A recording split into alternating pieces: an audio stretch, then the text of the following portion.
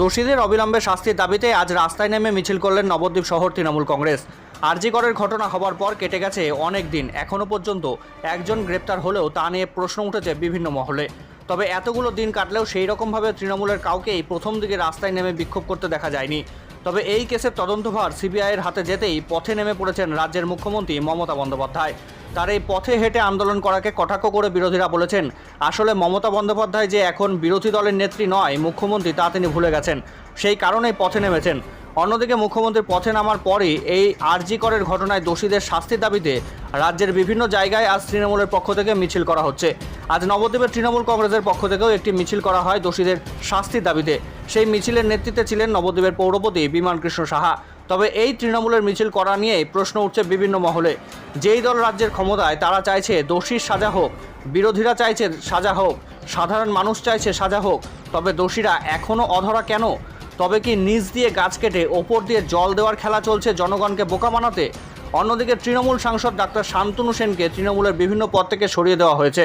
পাশাপাশি ৪২ জন ডাক্তার যারা বিক্ষোভ করছিলেন দোষীদের সাজার দাবিতে, তাদের অন্যত্র বদলি করা হয়েছে।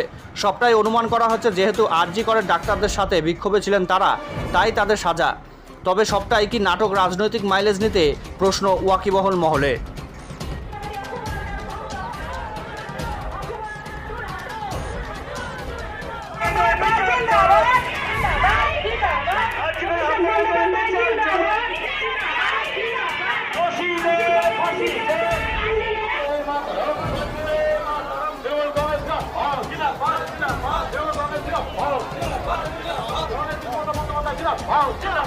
প্রতিবাদ মিছিল নবদ্বীপ তৃণমূল কংগ্রেসের যে উদ্যোগে যে নেওয়া হয়েছে, সে মূলত কিসের কারণে এই মিছিলটা নেওয়া হলো?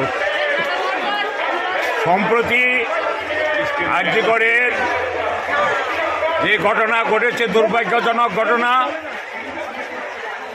এই ঘটনার প্রকৃত দোষীকে অবিলম্বে ফাঁসির দাবিতে আমরা এই মিছিল করছি। পাশাপাশি এই ঘটনাকে কেন্দ্র করে যারা রাজনৈতিক ফায়দা লুটতে চায় তাদের বিরুদ্ধে প্রতিবাদ জানাচ্ছি এই মিছিল।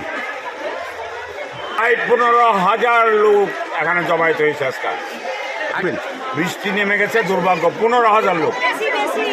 আজকের মিছিল থেকে কি বার্তা দেবেন? হ্যাঁ, আমরা বার্তা মানুষ দেবে, আমরা দেব কেন? মানুষ, নবদ্বীপের মানুষ বার্তা দিচ্ছে, মমতা ব্যানার্জি তুমি সত্যের গঠে নিয়ে আগিয়ে চলো, তোমার সাথে বাংলার সব মানুষ আছে, এই বার্তা দিচ্ছেন নবদ্বীপবাসী। মমতা ব্যানার্জি কোনোদিন অন্যায় করেনি, করবে না, এই শপথ মমতা ব্যানার্জি নেয়নি, বাংলার মানুষ নিয়েছে। মমতা ব্যানার্জির পাশে বাংলার মানুষ থাকবে এবং যে দোষী তার শাস্তি হবেই হবে, অবিলম্বে চাই তার শাস্তি।